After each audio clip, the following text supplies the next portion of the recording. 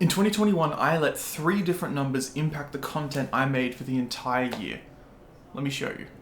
Each of these 3 numbers shows my statistics for my channel at any given time. The one on the right, my current subscriber count. The one on the left, my current hourly watch time for the entire year. And the one in the middle, my total view count for the week. And although you're probably looking at these numbers and thinking, okay, yeah, that's pretty neat. These numbers meant a lot to me this year. And although the extension that displays all this data has a lot more info on it, the rest I really didn't care about. Now, in order to explain why I installed this extension this year, we need to go back to February 2021, where I was just a little young lad with dreams of having 150 subs. I consume a lot of YouTube content, a lot being an understatement.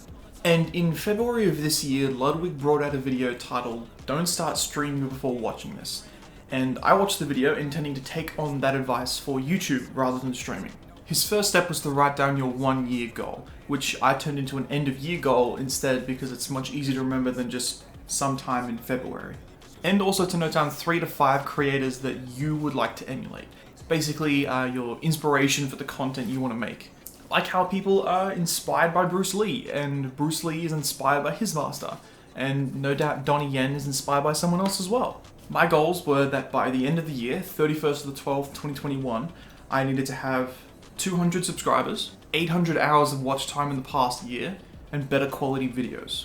My 5 creators were Mark Rober, DarkViperAU, Dylan is in Trouble, Noel Miller, and Pokemon Challenges. Now, I chose all of those 5 creators for a reason, because I thought they had something that would make a good content creator on YouTube.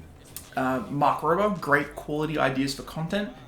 If you somehow live in Iraq and you haven't seen his glitter bomb video, go check that out. It is double chef's kiss.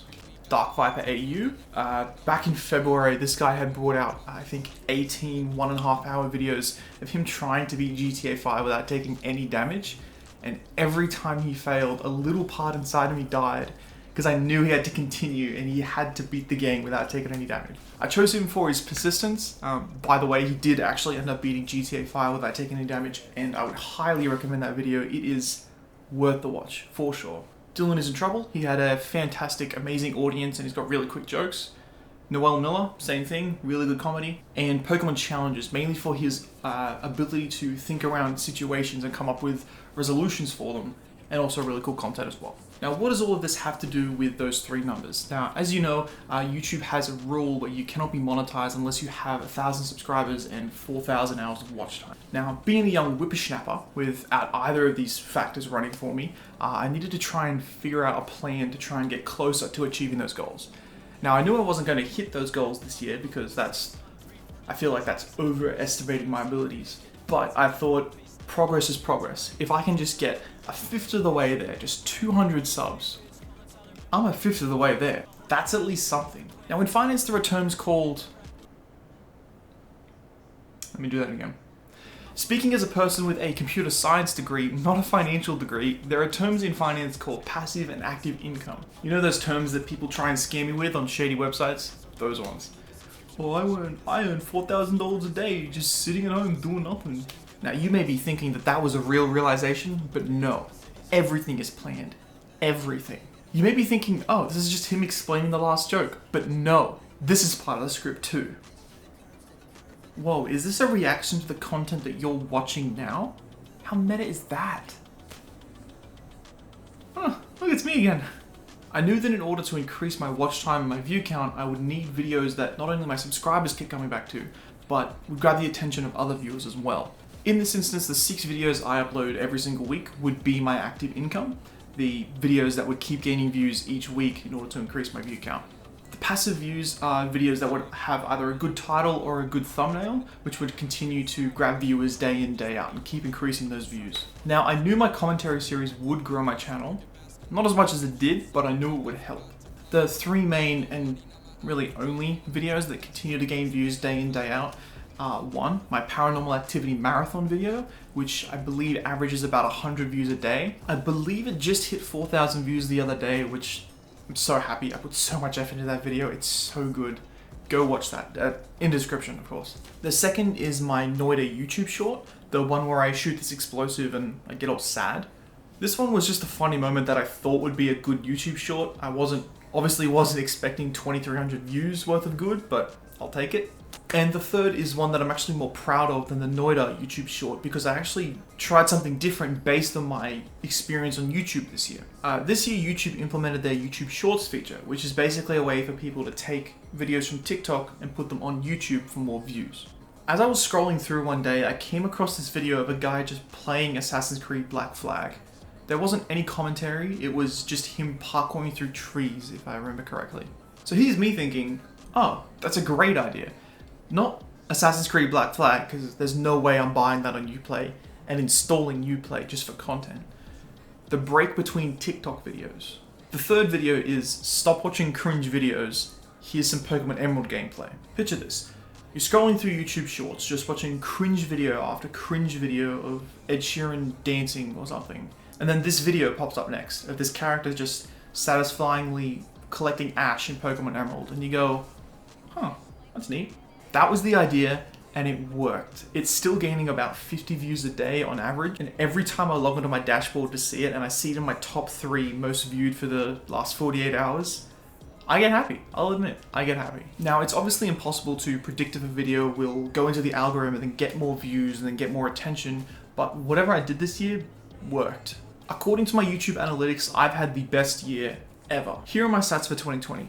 A little over 6,000 video views, 700 hours of watch time, and I gained 16 subscribers in the entire year. In 2021, I gained over 69,000 video views and over 277 subscribers. I started off the year at 100 subs, aiming to hit 150, and I have completely blasted that goal out of the water. Actually, as I was writing this script, one of the Pokemon videos that I uploaded actually hit the algorithm, and I gained a subscriber off that. So here's that footage in real time. Thanks for subbing. Now, obviously views are all well and good, but what about watch time? That one statistic that I still need a higher number for. This year, I netted a little bit over 2,400 hours of watch time, more than half of the goal I need for 4,000 hours. That is an insane amount of watch time. I just realized. Now, what has contributed to this insane spike in growth? Why has my channel jumped up 10 times the amount of views and I've gotten all of these new subscribers this year? 2 words, YouTube Shorts. The power of YouTube Shorts cannot be understated.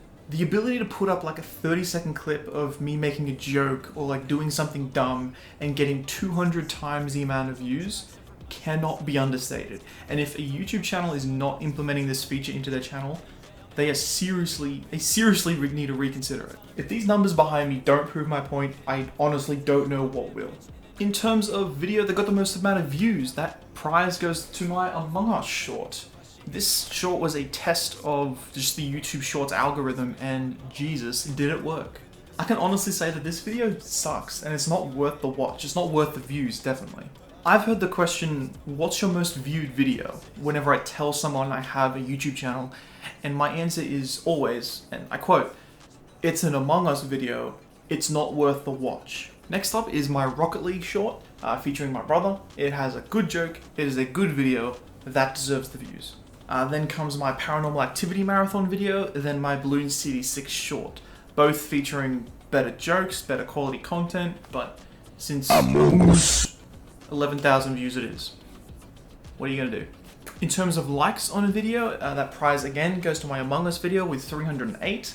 My Balloons TD6 video, the same shot from before, I believe it's about 170, and then my Paranormal Activity Marathon is about 160, I believe. Now, if you think about this logically, it does make sense. The videos with the highest amount of views would have the highest amount of likes on them, because more people are seeing them and more people are liking them. Now, what are my goals for 2022? Social Blade has predicted that I'll hit 1,000 subs by July of next year, if I continue this rate of increase that I'm currently on. Do I think I'll hit 1,000 subs by July? No. No, I don't. CovertGoBlue, a Magic the Gathering YouTuber, brought out a video this year right after the Twitch leaks explaining how much money he made on both platforms during that time. And one point really stuck with me and probably didn't resonate as much with his other viewers than it did with me. I'm not going to try and say it from memory because I'll probably butcher it, but here it is in full. I remember the first time I hit 10,000. Actually, I remember the first time I hit 1,000 when I think about it. But basically, every metric I've hit along the way as the channel has grown, I've said to myself, it can't keep going up. Like, this has to be the top. But it just doesn't it seems to keep going. And I completely agree with that statement. At every milestone I've hit this year, I've thought, okay, this is it. This is the limit. There's no way the numbers can keep going up, that people can keep clicking on my content, watching it, subscribing, and it just keeps happening. The numbers just keep going up. Now, with that in mind, I think an appropriate prediction for the end of 2022 would be 600 subscribers, with 3,700 hours of watch time by the end of 2022. So, 31st of December, 2022. I'm saying it now on camera for future me, for 2022 then, to look back and judge, to say, you set the bar so low. Thanks for watching. If you want to watch any of the videos I mentioned, they'll all be linked down in the description down below. And here is a link to the Sombra video that I brought out last year. I believe it was the same day last year, on the 20th. I cannot wait because I have a lot planned. Hope we see you in the new year. Merry Christmas. Happy New Year. I'll see you in 2022. Peace.